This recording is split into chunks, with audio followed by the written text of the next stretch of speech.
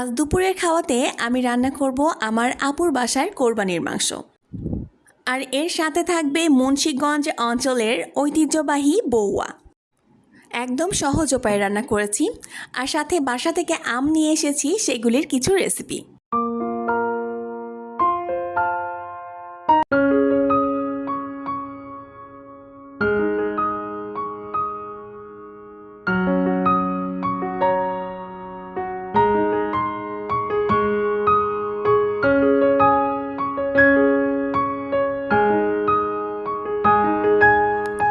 আসসালামু আলাইকুম। লামিস ব্লগের নতুন আরও একটি ভিডিও দেখার জন্য আপনাদের সবাইকেই আন্তরিক শুভেচ্ছা জানাচ্ছি। আশা করছি যে যেখান থেকে বসে ভিডিওটি দেখছেন সকলেই ভালো আছেন, সুস্থ আছেন। আলহামদুলিল্লাহ, আমিও আমার পরিবার নিয়ে বেশ ভালো আছি। যেই আপুরা আমার রেগুলার ভিডিওগুলি দেখেন তারা কিন্তু জানে যে আমি সকালবেলাতে একটা ভিডিও দিয়েছি, আর সেটা হচ্ছে আমার সকালের রুটিন। আজ সকালের ভিডিও আমি যেখান থেকেই বন্ধ করেছিলাম সেখান থেকেই কিন্তু আবার শুরু করলাম। প্রথমেই আমি বেডশিটটা চেঞ্জ করে নিয়েছি আমার বেডরুমের। আর বেডরুমের বেডশিটটা আমি একটু কালারফুল রাখার চেষ্টা করেছি, যেহেতু বাচ্চা আছে আমার বাসাতে, তো ওর জন্যই আমি একটু কালারফুল রাখি, যেন ও নোংরা করলে খুব একটা যেন বোঝা না যায়। রুম গুছিয়ে এখন সোজা চলে এসেছি কিচেনে। আর কিচেনটা তেমন একটা ভালো করে গুছিয়ে উঠতে পারিনি এখনও, তবে ইনশাল্লাহ ধীরে ধীরে সবই কিন্তু গুছিয়ে নেব। তবে কিচেনটা গুছিয়ে নেওয়ার আগেও কিন্তু আগে আমাকে রান্নাটা করতে হবে, কারণ যেহেতু বাচ্চা আছে আমার বাড়িতে, তো আমাকে টাইম মতো খাবার কিন্তু ওর জন্য করতেই হবে। তো সেই জন্য আমি আজকে একটু মাংসই বের করে নিয়েছি, কারণ আমার ফ্রিজে কোনো রকমের বাজার নেই। এখন কোরবানির মাংস যেটা ছিল সেটাই কিন্তু রান্না করব। তো সেই জন্যই কিন্তু কোরবানির মাংস আমি বের করে নিয়েছি। তবে এই মাংসটা কিন্তু আনা আমার বোনের বাসা থেকে। তো ভাবলাম আজকে এটা রান্না করি আর আপনাদের সাথে একদম সহজভাবে একটু শেয়ার করি। আশা করছি আপনাদের ভিডিওটি ভালো লাগবে, আর ভালো লাগলে অবশ্যই আমার ভিডিওতে একটি লাইক দিয়ে যাবেন। আর যদি খুব বেশি ভালো লেগে যায় তাহলে চাইলেই আমার চ্যানেলটি সাবস্ক্রাইব করে আমার সঙ্গে থাকতে পারেন। এবং এই জাতীয় ভিডিও যদি আপনি পছন্দ করে থাকেন তাহলে আমার চ্যানেলটি ভিজিট করে আসতে পারেন, সেখানে এই জাতীয় কিছু ভিডিও রয়েছে, আপনার ভালো লাগতে পারে। আপনি যদি আমার চ্যানেলটি সাবস্ক্রাইব করেন তাহলে অবশ্যই পাশে থাকা বেল আইকনটি কিন্তু ক্লিক করে রাখবেন, এতে করে আমি যখনই ভিডিওগুলি আপলোড করব নোটিফিকেশন আপনার কাছে পৌঁছে যাবে, আর আপনি আপনার সময় মতো সেগুলি দেখে নিতে পারবেন। এবং আমার প্রিয় আপুরা যদি এই কাজটি অলরেডি করে থাকেন তাহলে আপনাদের জানাচ্ছি অসংখ্য ধন্যবাদ। যাদেরই বাসায় বাচ্চা আছে তারা কিন্তু জানে যে মাংসের মধ্যে আলু না দিলে কী অবস্থাটা হয়। কারণ আমার ছেলে চিকেন ছাড়া তেমন একটা কোনো কিছুই খেতে চায় না, কিন্তু চিকেন এখন বাসাতে নেই, তো গরুর মাংসটা ও তেমন একটা পছন্দ করে না। কারণ গরুর মাংসটা যতই বেশি সেদ্ধ করা যাক বাচ্চাদের জন্য কেন যেন ওইটা খুব বেশি একটা ভালো মনে হয় না আমার জন্য। তো আমার ছেলের জন্য কিন্তু আমি মাংস রান্না করলেও মানে গরুর মাংসতেও কিন্তু আলু দিতে হয়, তো সেই জন্য কিন্তু আমি দিয়ে দিয়েছি। আর আজ আমি রান্না করেছি মুন্সিগঞ্জ এলাকার ঐতিহ্যবাহী একটা রেসিপি, সেটা হচ্ছে বৌয়া। তো আমরা কিন্তু সেটাকে খুদের ভাত বলি, কিন্তু মুন্সিগঞ্জ এলাকার মানুষ কিন্তু সেটাকে বৌয়া বলেই চেনে। তো আমি একেবারে সহজ উপায়ে রান্না করেছি, আপনারা হয়তো বা দেখেছেন। তো আমি কিন্তু প্রথমবার রান্না করেছি, তবে আমার কাছে বেশ ভালো লেগেছে। বৌয়া বা খুদের ভাত রান্না করার জন্য যে চালটা লাগে, মানে খুদের যে চাল, সেই চালটা এসেছিল আমার আপুর শ্বশুরবাড়ি থেকে। তো আমার আপুর শাশুড়ি কিন্তু অনেক ভালো, তো আন্টি করে কি যে অনেক কিছু কিন্তু আমাদের জন্য পাঠিয়ে দেয়, এমনকি আমার জন্য কিন্তু আলাদা করেও পাঠিয়ে দেয়। এবার আসার সময় আমরা কিন্তু অনেকগুলি আম এনেছিলাম। তো শ্বশুরবাড়ি থেকে আনা হয়েছে, বাবার বাড়ি থেকেও আনা হয়েছে, আবার আপুর শ্বশুরবাড়ি থেকেও কিছু আম এসেছে। তো সব কিছু মিলিয়ে কিন্তু বেশ অনেকগুলি আম আনা হয়েছিল। আর আমের বস্তাটা হয়েছে কি যে আমরা তো এবার বাসে এসেছি, তো বাসে যেই বক্স থাকে সেই বক্সের মধ্যে এই বস্তাটা দেওয়া হয়েছিল।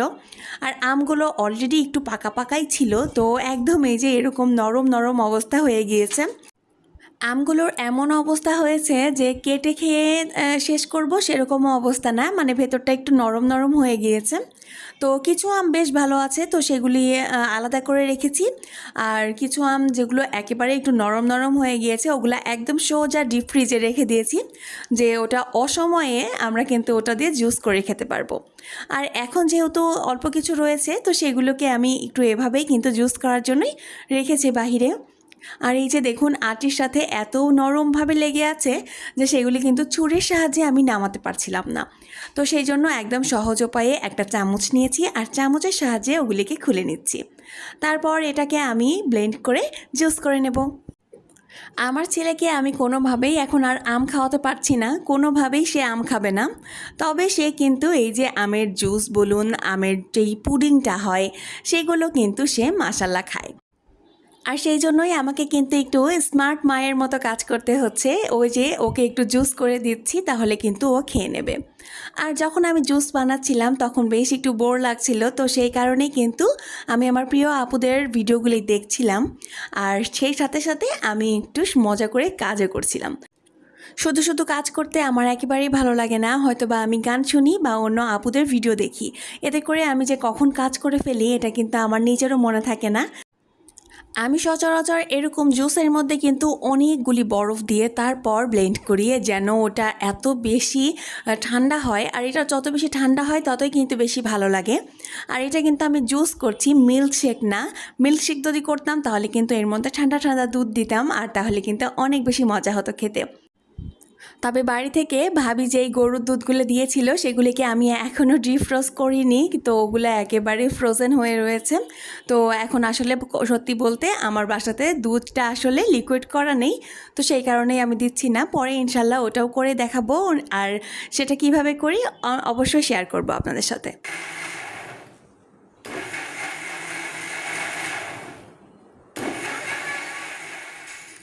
এই জুসটার মধ্যে আমি কোনো প্রকারের চিনি ইউজ করিনি, কারণ আম অনেক বেশি মিষ্টি, তো সেই কারণে আমি একদমই চিনি দেইনি। তবে এতে আমি হালকা পরিমাণে একটু বিট লবণ দিয়েছিলাম, যেটা কিনা এই জুসের অনেক বেশি স্বাদটা দ্বিগুণ করে দিয়েছিল। বেশ অনেক দিন হলো আমি কিন্তু আমার প্রিয় আপুদের কমেন্ট পড়া হয় না, তো আজকে ভাবলাম যে আমার আপুদের কিছু কমেন্ট পড়ি। তো প্রথমেই কিন্তু সেই শাড়িতে রয়েছে নীলুফাস সিম্পল ব্লগ। তো আপু কিন্তু আমার প্রতিটা ভিডিওতেই কিন্তু কমেন্ট করে। তো আপু লিখেছেন, আসসালামু আলাইকুম। জি আপু, খুব সুন্দর করে ভিডিওটা উপস্থাপন করলে সকাল থেকে অনেক কাজের মাধ্যমে। অসংখ্য ধন্যবাদ আপু তোমাকে। এরপর রন্ধনশালা থেকে আপু কমেন্ট করেছে, চমৎকার ভিডিও। অসংখ্য ধন্যবাদ আপু। এরপর একজন আপু কমেন্ট করেছে, আপু ভালোবাসা দিয়ে তোমার ভিডিওটা দেখে নিলাম, অনেক ভালো লাগলো, খুব সুন্দর করে সব কিছু গুছিয়ে নিজের নাস্তা করে নিলে। অসংখ্য ধন্যবাদ আপু তোমাকে এত সুন্দর করে একটা কমেন্ট করার জন্য। এরপর রয়েছেন তৃপ্তি ব্যানার্জি আপু। আপু হয়তো বা ইন্ডিয়া থেকে দেখেন, আমি ঠিক জানি না, আপু জানাবেন আপনার কোথা থেকে দেখছেন। তা আপু ভিডিওতে কমেন্ট করেছে, খুবই ভালো লাগলো, সুন্দর। এরপর আরও কিছু ভিডিওতে কমেন্ট ছিল, নাইট শেয়ারিং, খুব সুন্দর একটা ব্লগ, দারুণ ভিডিও। তো অনেকগুলি এরকম ভিডিওতে কমেন্ট রয়েছে। তো আপু সবাইকে আপনাদেরকে জানাচ্ছি অসংখ্য ধন্যবাদ এত সুন্দর করে কমেন্ট করার জন্য। আমার প্রিয় আপু ভাইয়া এবং আন্টিদের উদ্দেশ্যে বলছি, প্লিজ আপনাদের যদি ভিডিওটি ভালো লাগে তাহলে সুন্দর সুন্দর কমেন্ট করবেন, এতে করে কিন্তু আমি নতুন একটি ভিডিও মেক করার অনেক বেশি উৎসাহ পাই, আর এতে করে আমার মনটা অনেক বেশি ভালো হয়ে যায়। তো আপনাদের একটি লাইক এবং একটি কমেন্ট আমাকে অনেক অনেক দূরে নিয়ে যেতে পারে এবং আমাকে অনেক বেশি উৎসাহ করে তুলতে পারে। কিছু জুস আমরা খেয়েছি আর কিছু কিন্তু এরকম রেখে দিয়েছিলাম, মানে খাওয়া হয়নি আর কি। তো সেগুলোকেও কিন্তু আর ফেলে দিতে পারছি না, তো সেই কারণেই কিন্তু ওই যে হালকা একটু দুধটা আমি একটু লিকুইড করে নিয়েছি। তো জাল দেওয়ার পর ঠান্ডা দুধটাই কিন্তু আমি এই যে এখানে দিয়েছিলাম, আর বাকি যে জুসটা আমি রেখে দিয়েছিলাম ওইটাও কিন্তু একটু গরম হওয়ার পরে ওর মধ্যে দিয়ে দিয়েছিলাম। তো হালকা একটু চিনি দিয়েছিলাম, যেহেতু দুধটা রয়েছে, তো দুধের জন্য কিন্তু অল্প করে চিনি দিয়েছিলাম, খুব বেশি একটা চিনি দেইনি, কারণ আম তো এমনিতেই মিষ্টি। আর তার সঙ্গে আমি একটু দিয়েছিলাম হচ্ছে আগার আগার পাউডার। তো আগার আগার পাউডারটা দেওয়ার কারণেই কিন্তু এই পুডিংটা বেশ সুন্দর করে জমে যাবে। আর যেহেতু আমি এই পুডিংটাকে স্টিম করব না, মানে একদম সরাসরি এটাকে দিয়ে দেবো হচ্ছে ফ্রিজে। পুডিংটা খাওয়ার সময় যেন হালকা একটু দাঁতের নিচে আমের একটা ফিলিং পাই, তো সেটার জন্য কিন্তু একদম ছোট ছোট করে আম একটু কেটে ওর মধ্যে দিয়ে দিয়েছি। তারপর হালকা পাতলা একটু নেড়ে তারপর কিন্তু ছোট্ট একটা পাত্রে, এটা যে কোনো পাত্রেই কিন্তু ঢেলে নেওয়া যায়, যদি স্বর্ণ পাত্রে নিতে চান তাহলে তাও পারবেন, কিন্তু আমার যেহেতু পরিমাণে একেবারে অল্প ছিল তো সেই কারণে আমি ছোট্ট একটা বাটি নিয়েছি, আর এতে করে কিন্তু বেশ সুন্দর করে একটা শেপ আসবে। আর এটাকে আমি হালকা একটু মানে ঠান্ডা করে তারপর কিন্তু দিয়ে দেব হচ্ছে নর্মাল ফ্রিজে। তবে এটাকে আমি ফ্রিজে ঠিক কত ঘন্টা রেখেছিলাম আমার ঠিক মনে নেই, কারণ আমি দুপুরবেলাতে খাওয়া দাওয়া শেষ করে এটাকে বানিয়েছিলাম আর একেবারে সন্ধ্যার দিকে আমি ওটা বের করেছিলাম। তো আমার মনে হয় 1 ঘন্টার মধ্যেই ভালোভাবে জমে যায়। তো তারপর কিন্তু ওটাকে ফ্রিজে ঢুকিয়ে আমরা রেডি হয়ে এখন একটু স্বপ্নতে চলে এসেছি। ওই যে আগেই বললাম যে ফ্রিজে একেবারেই বাজার নেই, তো অল্প স্বল্প একটু বাজার করতে একটু বের হয়েছি। খুব বেশি আজকে বাজার করা হয়নি, যেহেতু আরহামের বাবাকে সাথে করে নিয়ে আসেনি। ও যদি আসতো তাহলে অনেক করে নিয়ে যেতাম। তো একেবারে অল্প কিছু নিয়ে গিয়েছিলাম যেন 1-2 দিন চলে এরকম করে। আসলে আরহামের বাবার আবার একটু ট্রেনিং চলছে, তো ওই ট্রেনিংয়ের জন্য ও কিন্তু বের হতে পারছে না। তো সেই 3-4 দিনের জন্য আমাকেই একটু বের হয়ে ওগুলিকে কেনাকাটা করতে হয়েছে। তো এই তো বাসায় কিন্তু চলে এসেছি, আরহামের বাবাও চলে এসেছে। তারপর এই তো এখন আমরা কিন্তু ঠান্ডা ঠান্ডা কলিজা ঠান্ডা করা এই পুডিংটা খেয়ে নেব। তো আমার কাছে কিন্তু বেশ ভালো লেগেছিল এটা। একদম সহজ উপায়ে যদি পুডিং রান্না করা যায় তাহলে সেটাই হচ্ছে এইটা। গত বছরেও আমি এটা অনেকবার বানিয়েছিলাম, কারণ আরহাম অনেক পছন্দ করে খায় আর সেই জন্যই কিন্তু এবারও বানিয়েছি। আর ও কিন্তু এই দেখা যাচ্ছে অল্প কিছু আমরা খেয়েছি আর সম্পূর্ণটুকু কিন্তু মাশাল্লাহ আমার আরহামই খেয়েছে। পুডিংটা তৈরি করার সময় আমি যেই আমগুলো একটু ছোট ছোট করে পিস করে ভেতরে দিয়ে দিয়েছিলাম, তো ওইটা কিন্তু কাটার পরে এত সুন্দর লাগছিল, ওই যে আমরা ডাবের পুডিং যেটা খাই সেটার মতনই একটা ফিল দিচ্ছিল। ডাবের পুডিংয়ে যেমন আমরা সুন্দর করে একটু ছোট ছোট করে কেটে কেটে দেই, তো এইখানেও কিন্তু সেরকমই রয়েছে। আমি আমগুলোকে কেটে দিয়েছিলাম আর কাটার পরে একদম খুব সুন্দর লাগছিল দেখতে। আর এটা দেখে কিন্তু আরহাম বেশ একটু বিরক্ত হচ্ছিল, কারণ ও ভাবছে যে এটা হচ্ছে ভেতরে আম রয়েছে। তো তারপরে তাকে বুঝিয়ে শুনে বলে দিয়েছি, তো তারপরে আর তেমন একটা কোনো কিছু বলেনি, তারপর খেয়ে নিয়েছিল। তো এই যে দেখুন ছোট ছোট করে আমগুলি কেটে দিয়েছিলাম, তো সেইগুলি কিন্তু অনেক সুন্দর লাগছে দেখতে। আর পুডিংটা খাওয়ার সময় যখন ওইগুলি দাঁতের নিচে পড়ছিল তখন কিন্তু অন্যরকম একটা ফ্লেভার ছড়াচ্ছিল, আমার কাছে তো খুব ভালো লাগছিল।